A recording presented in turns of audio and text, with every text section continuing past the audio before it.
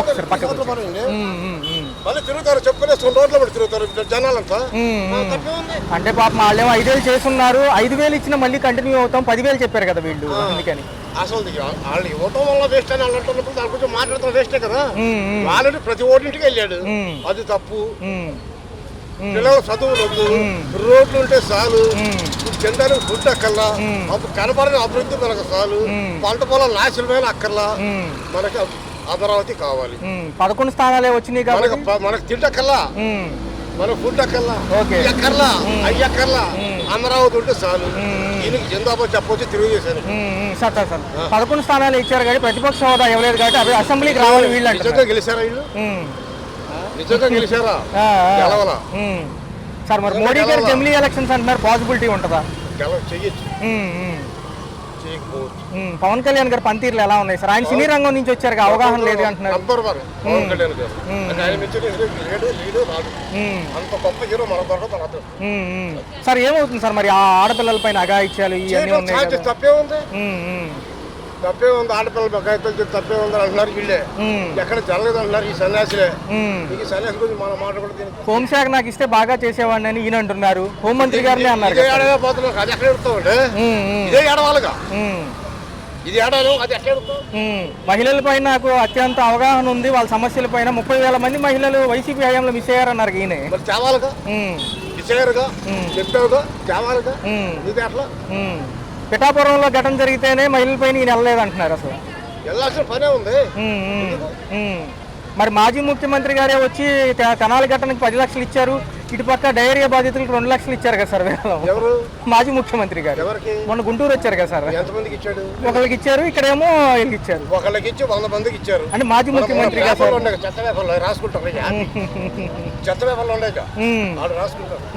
అంటే పదవులో వీళ్ళు ఉన్నారు, వీళ్ళు ఎందుకు వెళ్ళలేదు అంటున్నారు వీళ్ళు సార్. ఉప ముఖ్యమంత్రి గారు ఉన్నారు, వంతి గారు ఉన్నారు, అనిత గారు ఉన్నారు, ఉప ముఖ్యమంత్రిగా పవన్ కళ్యాణ్ గారు మహిళలకి ఘటనల పైన పరామర్శించడానికి వెళ్ళలేదు అంటున్నారు. వీళ్ళు ముందు 30,000 మంది తీసుకొచ్చేస్తే వీళ్ళు ఫార్మసీ వాళ్ళకి ఓకే రైట్ తీసుకొచ్చారు కదా, మిస్ అయిపోయారు. వీళ్ళని తీసుకొస్తే వీళ్ళని కాపాడినట్లకి. అది మన పవన్ కళ్యాణ్ పరిస్థితి. Okay sir. ఓకే. మరి వేసిన ఓట్లు వేసినందుకు ప్రజలు సిగ్గుపడతారు. కూటమి లాస్ట్ వరకు కలిసి ఉంటారా? ఉండదు. మనోగతాలు వేరుగా ఉన్నాయి అంటున్నారు. మనోగతాలు ఎవరి వేరుగా ఉంటాయి కాబట్టి ఆల్రెడీ ముసలం మొదలైంది దెందులూరు నుంచే అంటున్నారు. దెందులూరు నుంచి కూటమిలో ముసలం మొదలైంది. పెన్షన్ కార్యక్రమంలో మమ్మల్ని ఆహ్వానించలేదని వీళ్ళు ఆహ్వానించలేదని వాళ్ళు.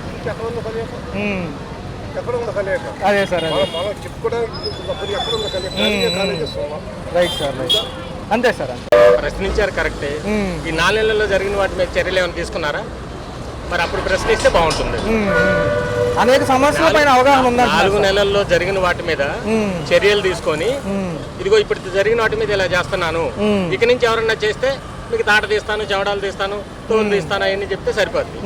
అవన్నీ ఏం చేయకుండా వరకు రోజు అదే మాట చెప్తే ఉపయోగం ఉంది అక్కడ? సొంత పార్టీలు కానీ మతం కులం చూసి వదిలేస్తున్నారు, అలా వదిలేద్దని ఆయన అంటున్నారు. ఆయనకి ఇంకా ఛాన్స్ ఇవ్వలేదంటారా ప్రభుత్వాలు ఏమైనా చేయడానికి? ఏమండి, ఇంతకుముందు ఏమన్నా ఎమ్మెల్యే అయితే చాలు, అసెంబ్లీ ఒక్కడున్నా చాలు, ప్రభుత్వాన్ని గడగడలాడిస్తాను అని చెప్పాను.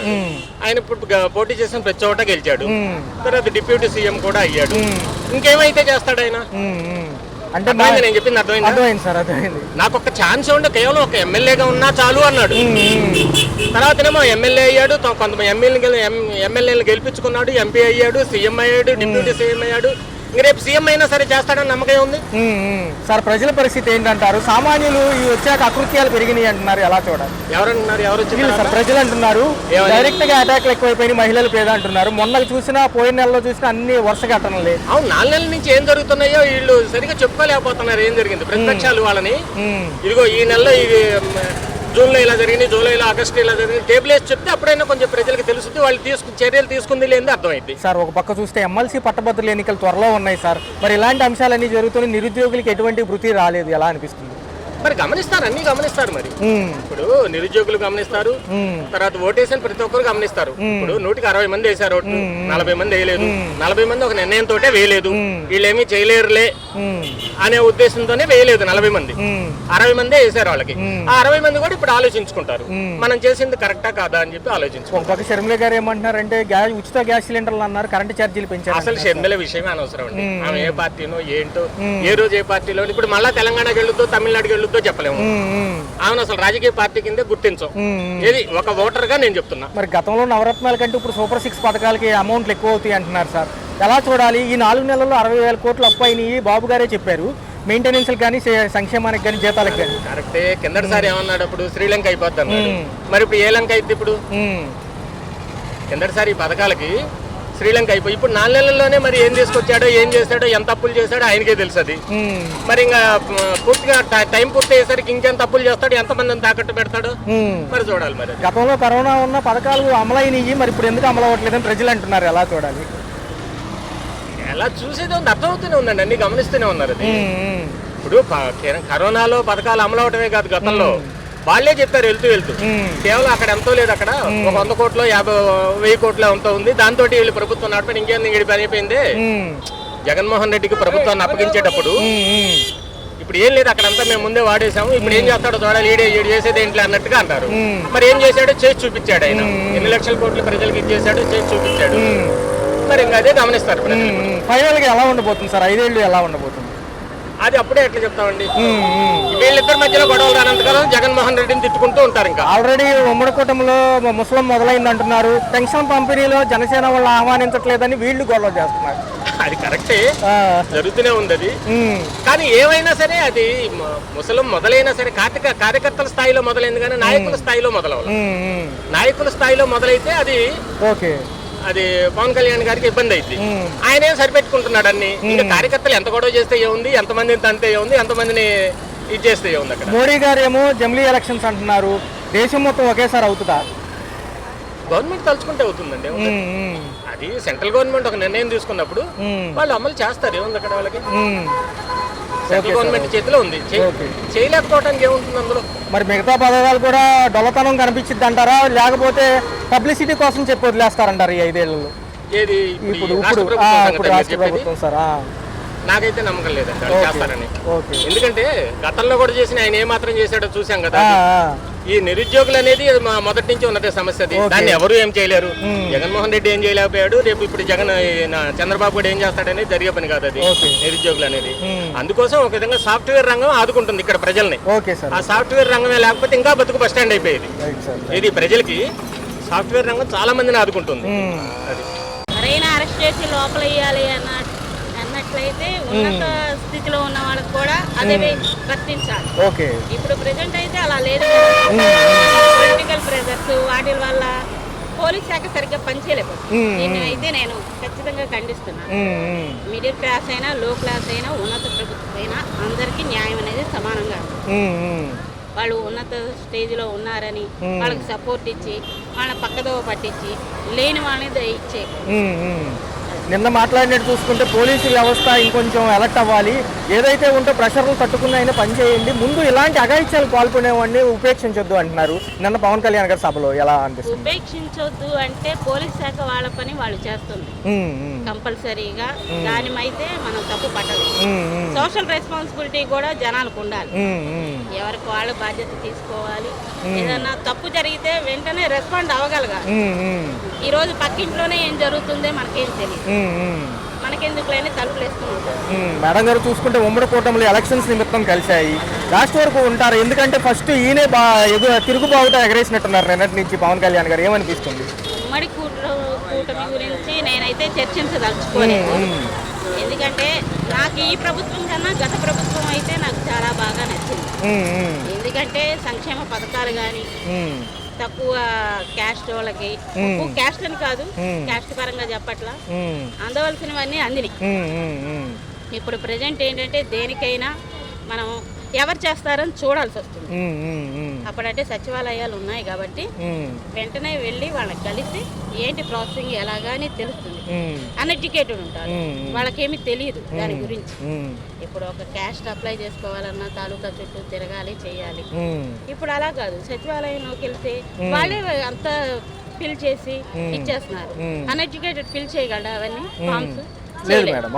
అది దాని నిమిత్తం అయితే నేను సచివాలయాలు ఆ ప్రభుత్వాన్ని సపోర్ట్ చేస్తాను. మేడం గారు చూసుకున్నట్లయితే వాలంటీర్ల విషయం రేపు 6వ తారీఖు చర్చలోకి రాబోతుంది కేబినెట్ మీటింగ్ లో. ఎలా అనిపిస్తుంది మేడం? తీసుకుంటారంటారా వీళ్ళని? ఒక పరంగా ఈ వాలంటీర్లు తీసుకుంటారా? వస్తాను బాబు, ఒక్క నిమిషం. తీసుకోరు, వాలంటీర్లు అయితే తీసుకోరు. ఈ ప్రభుత్వాన్ని తీసుకునే ఉద్దేశం అయితే లేదు, నాకైతే తెలుస్తుంది. తీసుకునేదైతే వచ్చే కొత్తలోనే తీసుకుంటాం. ఇప్పుడు పెన్షన్కి వెళ్ళాలన్నా మనం వెళ్ళి సచివాలయంలో వాళ్ళు వచ్చే వరకు ఉండి తీసుకుని రావాలి. ఇది వరకు వాళ్ళే ఇంటికి వచ్చి ఇచ్చేవాళ్ళు. అది మేడం గారు, ఫైనల్ గా చూసుకున్నట్లయితే అమరావతి పోలవరం అనేది కలగానే ఉంటుందా? 5 ఏళ్లలో కంప్లీట్ అవుతుందా? 20 లక్షల ఉద్యోగాలు యువతకు కల్పిస్తామంటున్నారు. త్వరలో పట్టభద్రుల ఎమ్మెల్సీ ఎలక్షన్స్ కూడా ఉన్నాయి. చూడాలి వాళ్ళు చేసే, వాళ్ళ ప్రభుత్వం ఏం చేస్తాదో జనాలు చూడాలి. వాళ్ళకి తెలియాలి కదా, వాళ్ళు వచ్చి కొంతకాలం అయింది కాబట్టి వాళ్ళు ఏం చేస్తారు ఏంటనేది మనకి తెలియదు. Okay madam. సంవత్సరం పరిపాలన ఏమైనా ఇబ్బందులు ఉన్నాయా? గ్యాస్ సిలిండర్ డబ్బులు ఒకటే పడి మిగతాయి పడకపోవడం. గ్యాస్ సిలిండర్ డబ్బులు ఒక నెలే పడినాయి, మళ్ళీ పడలే. మరి చూసుకున్నట్లయితే కనుక ఈ పెరిగిన పెన్షన్ టయానికి వస్తుందా? పెన్షన్ టయానికి ఇస్తున్నారు మేడం. మరి చూసుకున్నట్లయితే మిగతాది కూడా తల్లికి వందనంకి ఏదన్నా అర్హులు ఉన్నారా ఇంట్లో? ఎవరన్నా పిల్లలు, మనవరాళ్ళు, మనవలు లేరండి. మరి ఎలా ఉంది కొంచెం ఈ రోడ్ల వ్యవస్థలు ఎలా ఉన్నాయి? డ్రైనేజీలు ఇవన్నీ? డ్రైనేజీలు అయ్యి ఏం కొంచెం బాగాలేదండి, నిండిపోవడం అన్నీ ఇలా అవుతున్నాయి. అయితే డ్వాక్రా దాంట్లో ఏమన్నా ఉన్నారా? వాళ్ళకి రుణాలకి కొంచెం ఈ ఉపశమనం కింద ఏదో ఇస్తామంటున్నారు. మరి అవి కూడా ఏమన్నా అందుకున్నారా లేదా? అయ్యి ఇంకా ఏం తెలియదండి, మేము పనికి వెళ్ళిపోతాం, ఇళ్ళ కాడ ఉండం. పోస్ట్ ఆఫీస్లో 200 పెట్టి ఖాతాలు తెరిచారు. ఏది డబ్బులు వేస్తారు? ఆడబిడ్డ అనేది కింద 1500 ఇవ్వాలి. అవి ఏమన్నా మరి? పోస్ట్ ఆఫీస్ అది మేమేం పెట్టలేదు, పెట్టుకున్న వాళ్ళు చాలా మంది పెట్టారు. ఎలా ఉంది మేడం చూసుకున్నట్లయితే? మరి 2వ తారీఖు నుంచి కూడా మీ యొక్క నియోజకవర్గ వారీలుగా మీరు ఎక్కడ ఉంటే అక్కడ నాయకులు వచ్చి అడుగుతామంటున్నారు. సంవత్సరంలో ఏమేమి బాగున్నాయి ఏంటి అనేది మరి ఏం చెప్పగలరు? ఏం చెప్పడానికి ఏం తెలియదండి. మరి 3వ తారీఖు నుంచే మాజీ ప్రభుత్వ నాయకులు, ఓడిపోయిన వైసీపీ ఉంది కదా, వాళ్ళు కూడా వస్తామంటున్నారు. వాళ్ళు కూడా అడిగి ఇంకెంత బాకీలు ఉన్నాయి, ఒక్కొక్క ఆడపిల్లకి ఆడబిడ్డలకి ఎంతెంత ఇవ్వాలి మొత్తం చెప్తామంటున్నారు. పర్ఫార్మెన్స్ ఎలా? నెల 1500 ఇస్తామని అని అన్నారు. ఇంకా అలాంటి ఇంకా ఏమీ లేదు. మరి చూసుకుంటే ఇంకేమైనా ఇబ్బందులు ఉన్నాయా అంటే? గతంలో వాలంటీర్ వ్యవస్థ ఉండేది, ఇంటికి వచ్చి అన్ని విషయాలు చెప్పేవాళ్ళు. ఇప్పుడు ఏదైనా సచివాలయాలకు వెళ్ళబుద్ది? అవునండి, ఇప్పుడు సచివాలయం దగ్గరికే వెళ్ళాలి. అందరూ వాలంటీర్లు అందరూ ఇంటికి వచ్చేవారు, అన్ని కనుక్కుండేవారు. ప్రతిదీ సచివాలయంకి వెళ్ళాల్సి వస్తుంది. రేషన్ ఏమో ఇతర డోర్ డెలివరీ ఉండేది, ఇప్పుడు స్టోర్లో తీసుకోమంటున్నారు. అది ఇబ్బందే కదా? స్టోర్లోకి వెళ్తున్నామండి. సర్వర్లు పనిచేస్తున్నాయా? ఫింగర్ ప్రింట్లు సర్వర్లు ఒక్కోసారి పని చేస్తున్నాయి, ఒక్కోసారి ఆగిపోతున్నాయి. మరి ఏమంటారు? ఈ గడప గడపకి ప్రోగ్రాం పెట్టారు. వాళ్ళేమో చంద్రబాబు నాయుడు మేనిఫెస్టో రీకాలింగ్ అని వైసీపీ వాళ్ళు, మేము చేసిన సుపరిపాలన ఎలా ఉందని వీళ్ళు టీడీపీ నాయకులు. ఎలా ఏం చెప్పొచ్చు? ఎలా ఉంటే అలా అంటారు. అవునండి. అయింది కాబట్టి మహిళల పథకాల కాడి నుంచి ఈ సంవత్సరం వారు సంక్షేమం ఏం జరిగిందో మీకు ఏమన్నా అందినాయి అని అడగడానికి కూటమి ప్రభుత్వ నాయకులు 2వ తారీఖు నుంచి వస్తారంట రేపు. అయితే ఏమడుగుతున్నారు అంటే, ఏదన్నా అవ్వకపోతే మళ్ళీ లిస్టులో పెడతాము, అన్నీ యాడ్ చేసుకుంటాము అంటున్నారు. ఒక పేపర్ మీద రాసుకెళ్తారంట. మరి ఏం చెప్పబోతున్నారు? ఏమైనా ఇబ్బందులు ఉంటే చెప్పుకోండి. అదే గ్యాస్ బండ్లు 5 ఇస్తానన్నారు కదండి, మరి అవి ఇంతవరకు అమలు చేయలేదు. కనీసం ఒకదానికన్నా పడలేదండి, రాలేదు. దీపం పథకం కింద ఇస్తానన్నాడు, మరి అవి ఇంతవరకు మాకు కూడా రాలేదు. రేషన్ మళ్ళీ డిపోల్లో తీసుకుంటున్నారు కదా, రేషన్ డిపోల్లో ఇంతవరకు డోర్ డెలివరీలు వచ్చాయి. కొంచెం ఇబ్బందిగా ఏమైనా ఉందని అడగమన్నారు. మరి ఇంతవరకు అయితే ఇళ్ళకి వచ్చాయి, మరి ఇప్పుడేమో రేషన్కి వెళ్ళి తీసుకోవాలి. మరి అది కూడా ఇబ్బంది అయిపోతుంది. రేపు 15వ తారీఖు ఆగస్టు నుంచి మహిళలకు ఉచిత బస్సు ప్రయాణం.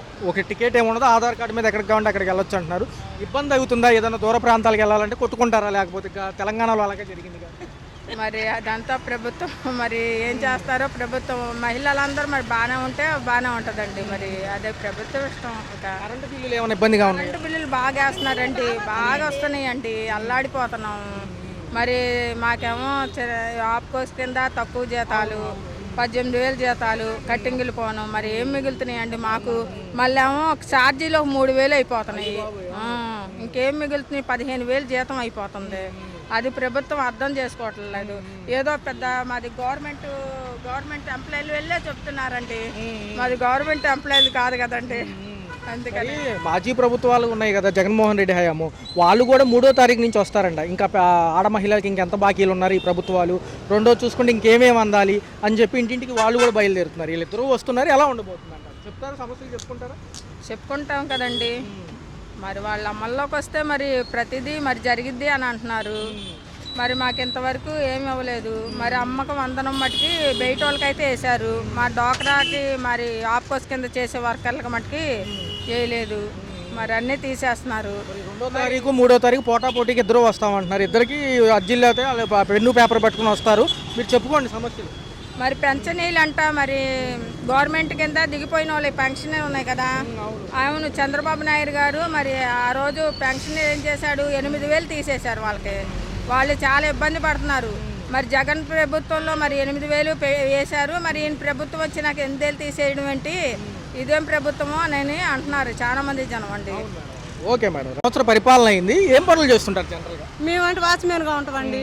ఏమన్నా ఇంతకుముందు సహాయాలు అందినాయి వరదల టైంలో అట్లా? వరదల సమయంలో ఆ భోజనాలను అయ్యి అందినాయి కానీ మాకు రూపాయి పూర్వంగా అందులో అన్ని తడిసిపోయినా కానీ దగ్గర సంవత్సరం అయిపోతుంది మళ్ళీ ఆగస్టుకి. అది అవుతున్నా కానీ మాకు రూపాయి పడలేదు. తల్లికి వందనం ఏమన్నా వచ్చిందా? మాకేం లేదండి. మనోళ్ళకి వచ్చింది, ఎక్కడ ఊర్లో ఉంటున్నారు వాళ్ళు, వాళ్ళకి వచ్చింది కానీ మాకైతే ఈ వరదలు అప్పుడు వేస్తే రూపాయికి లేవు సెందల గవర్నమెంట్. ఏమంటున్నారంటే జూలై 2-3 తారీఖుల్లో గడప గడపకి కూడా మీ ఏరియా నియోజకవర్గ కార్పొరేటర్లు, ఎమ్మెల్యేలు, వార్డు మెంబర్లు అందరూ కూడా సంవత్సరం పరిపాలన అయిన సందర్భంగా మీకేమైనా ఇబ్బందులు ఉన్నాయేమో అడుగుతానికి, రెండోది ఎలా చేస్తున్నాం ఏమని అడగడానికి వస్తున్నారు. అప్పుడు రాసుకుంటారంట, మీరు చెప్తారా? సచివాలయానికి పోయి 2 సార్లు రాపించినావు, 2 సార్లు రాపించినా కానీ వెనకాళ్ళకి వచ్చినాయి కానీ మాకు 8 సంవత్సరాల నుంచి 7 రోజులకు రూపాయి వాళ్ళ అన్ని పాడైపోయినాయి మాకు అన్ని. అది పక్కేమో 3వ తారీఖేమో మాజీ ప్రభుత్వం ఓడిపోయిన వైసీపీ ఉంది కదా, వాళ్ళు కూడా వస్తున్నారు. ఈ సంవత్సర పాలనలో ఏమన్నా అవ్వకపోతే మీకు మళ్ళీ ఒకసారి రివ్యూ తీసుకుంటారంట. ఎవరైనా మాకు సహాయం చేస్తే మాకు అంతమించి ఏమి లేదు. ఇక ఇప్పుడు నవరత్నాలు అప్పుడు ఏమైనా అందుకున్నారా గత హయాంలో? ఏమి లేవండి మాకు అసలు. ఏదైనా రోజు పనులకి వెళ్ళేవాళ్ళు? మేము రోజు పనులకు వెళ్ళేవాళ్ళు, వాచ్మెన్గా ఉంటున్నాం. కరెంట్ ఛార్జీలు ఏమైనా ఇబ్బందిగా ఉన్నాయా? మాకు అటువంటిది ఏం లేదండి. మరి ఏంటంటారు, ఆడబిడ్డ నిధి ఇవ్వాలి, 200 బట్టి పోస్ట్ ఆఫీసులో అకౌంట్లు తెరిచారు. మరి ఏం లేవు మాకు, ఇంకా ఏమి ఇవ్వాలి. అదే ఏమి రాయలేదు, మాకు ఏమి రాయలేదు. ఆగస్టు 15 మహిళలకు ఉచిత బస్సు ప్రయాణం, ఇక ఎక్కడికి వెళ్ళినా ఉచితంగా ఆధార్ కార్డు మీద చూపిస్తే సరిపోతుంది. మరి మంచిదేనా అది? మీకే తెలుసండి, అది మాదేముంది, ఇక మాకేం తెలుసు అటువంటి. మేము రోజు ప్రయాణాలు చేసేవాళ్ళం కాదు, ఎప్పుడో సంవత్సరానికి ఒకసారి 2 సంవత్సరాలకు ఒకసారి ఊరు ప్రయాణం వెళ్ళి నెలకు ఒకసారి రోజు వెళ్ళేవాళ్ళం కాదు కదండి మాకు. ఈ ఏరియాలో కూడా రేషన్ మళ్ళీ డిపోల్లోనే ఇస్తున్నారు, మరి డోర్ డెలివరీలు ఆగిపోయినాయి, ఇబ్బందిగా ఉందా? మరి ఇబ్బంది అంటే పలానా చాటని తెలియట్లేదు మాకు ఎక్కడని. అదివరకు అంటే ఇల్లు తిరిగి ఇచ్చేవాళ్ళు, అది బాగానే ఉంది. ఇప్పుడు మరి ఎక్కడ ఇస్తున్నారో మాకే తెలియట్లేదు. ఈ నెల తీసుకొని కూడా తీసుకోవాలి, ఎక్కడ ఇచ్చేది తెలియక. అది మరి 2-3 తారీఖుల్లో వీళ్ళు వస్తామంటున్నారు, ఆహ్వానించి చెప్తారా మరి కంప్లీట్గా? మేము చెప్పుకుంటాం, ఇప్పుడు మా బాధలు మేము చెప్పుకుంటాం ఇదండి అని. అది గ్యాస్ సిలిండర్ డబ్బులు ఏమన్నా ఒకసారి పడ్డాయండి, 1 నెలకి పడ్డాయి. అయితే ఇద్దరు వస్తున్నారు కాబట్టి ఇద్దరికి చెప్పుకుంటారు కదా? చెప్పుకుంటాం, మేము ఎవరన్నా సహాయం చేయాలి, అందరూ కావాల్సిన వాళ్ళేనండి, ఏముంది కన్నడ. రైట్. హలో, తెలుగు రాజ్యం ఛానల్ చూస్తున్నారా? సామాజిక, రాజకీయ, జీవన చిత్రణే తెలుగు రాజ్యం. అతిశయోక్తులు, అసత్యాలు ఉండవు. రాజకీయ కోణం కాదు, ప్రజా కోణమే కొలబద్ద. తెలుగు రాజ్యం వీక్షణ మీ ఉత్తమ అభిరుచికి నిదర్శనం.